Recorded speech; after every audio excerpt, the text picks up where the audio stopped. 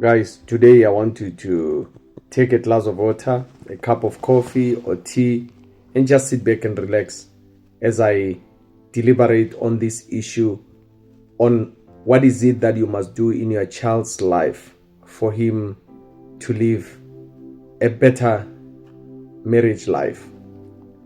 Let me tell you this.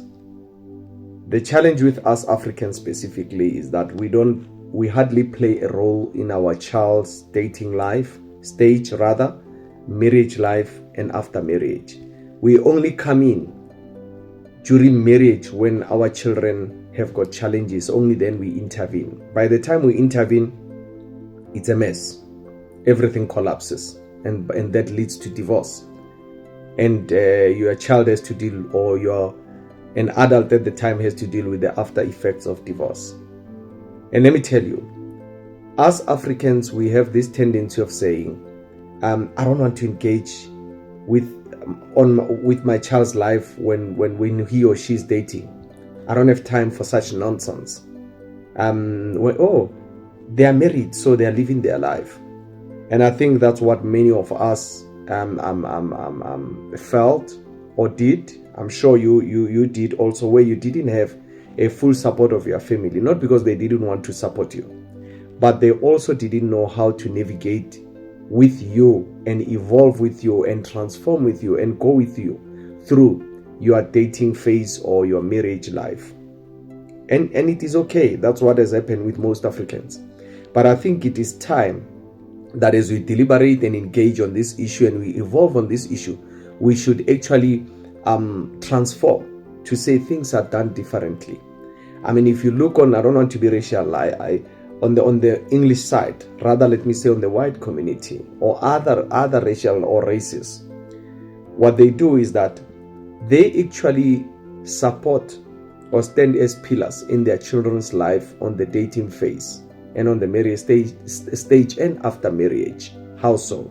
You'll find that when the kids are doing matric or they are at tertiary, the son will be telling the mother that, hey, I'm seeing someone. And the mother would say, I want to see that lady or the girl. The boy will introduce the girl to the mother. The mother then will actually greet the family. At times will collect the daughter and the son from school, drop them off, and greet the parents. Later the mother will be saying, I want your daughter to sleep by me. And the daughter will be sleeping by the family, not with the boyfriend, but with the mother-in-law. And as they go along, sometimes the daughter come with clothes over the weekend. They go to church together, come back, and they drop her off. So continuously, the lady is getting exposed to the in-laws on how they live, what is their behavioral pattern, what do they like, and what will I be exposed to when I'm already with them or when I'm married. The very same thing happens sometimes to the son-in-law. So this helps because by the time they get married, they already know what to expect. They already have a behavioral pattern. They already associated with the families. So meaning, even during marriage, there's nothing that changed to the far abnormal, because now it's like they are just making everything formal and they're gonna live the way they were living. Then they have family, then they get married, then they have kids and live happily ever after with the support of the two families. Whereas with Africans, we don't engage on the dating phase, we don't engage on the marriage phase. They sort themselves out, they make their own mistakes, and sometimes it is not always the case that people that are dating, they are dating the right people. And if you were there as a parent or as a guardian, you could have guided when your child is talking to you and you'll be saying, no, but be careful of this, maybe it might not be wrong, and you advise, not that you tell them not to do it, but you guide them. And they can have a view of saying, okay, life is not as I expect. How many of you Africans that got married and after married they realize, we are not the same, we don't have the same character, we don't live the same lifestyle. Why? Because before you get married, you are not attached to each other. I only see you on weekends, you only come to me and leave, and we don't have that time to stay together. By the time we get married, that is the only time when we stay together and we attach, and only then we see a lot of errors. Because with most Africans, there's a thought that love supersede everything. That's not the case. Love is just part of the equation. I mean, there's a character that is in it. There's how the person grew up. There's what the person like, his spiritual life, and how far you love him, and how does he like other people, and so on. It's a package. So the problem is with us Africans, we only see that package after marriage. And then if that package is not enough or it doesn't suit, you have to correct. And if you can't correct, the marriage collapse, which is what's happening. And only then the parents start jumping into that marriage to say, let's solve what has happened. But by that time is late. The damage is already done, even well way before the marriage. And some people, they go into a marriage knowing very well that there are things that are not allowing them to get into the marriage, but purely because people know that they are dating, they can't leave each other. My mother already knows you, therefore I can't leave you. You are just held up by this one thing that forces you to get married. By the time you marry, only then you realize, but there was a sign.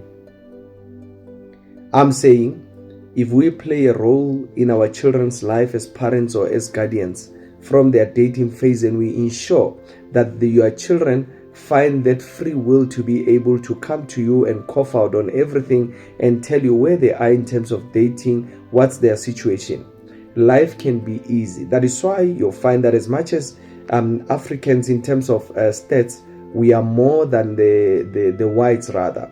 But in terms of the divorce rate, our divorce rate, it's still higher compared to the white divorce rate in terms of the ratio.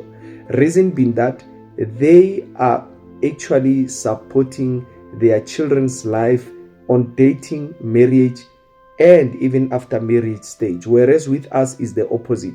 A person, when he's dating, you are on your own. You make your own errors, you make your own corrections. By the time you have to fix, it has already hit the fan, it has already hit the roof. Nothing can be done. By the time the parents engage, then it's a recipe for disaster. It's divorce. By the time you already have kids, you already have properties in both each other's name, you have to share. It's a whole lot of mess. Yes, even on the white community it's happening, but very minimal compared to us Africans. Because why? They have a support system that actually does not leave much room for them to be able to divorce and divest and dissociate and break down. Trust me, the after effects of divorce are worse than just nurturing your child from the dating phase and marriage stage. And I think when I'm sitting here, I'm saying many Africans, many of us, we should just change how we think and just input this as a benefit to our own children. Because what we went through, they might not necessarily go through. Because why? You are there in their life and you are there in their lifetime and you are there to support them. Let's not be the orthodox Africans whereby we are saying we will never. While the times are evolving, the times are changing, whether we like it or not, life is moving and things are done differently. And somewhere along the line, we have to adjust and understand that it can be done better. It can be done differently for the benefit of your own children, because you don't want to see the children in your space where you are a divorcee, because you know what's the after effects of divorce, and you wouldn't want your children to be in the same boat as you. It would mean that you didn't learn anything from your divorce. And if you learned something from your divorce, ensure that your own children have got a recipe to avoid what you went through. If it happened, yes, it's by the will of God, it would have happened, that divorce. But have you played your role as a guardian or as a parent the way you should? Are you proud to say if they divorce, it was truly meant to happen? It is not that there's a recipe that was needed that was not part of that marriage.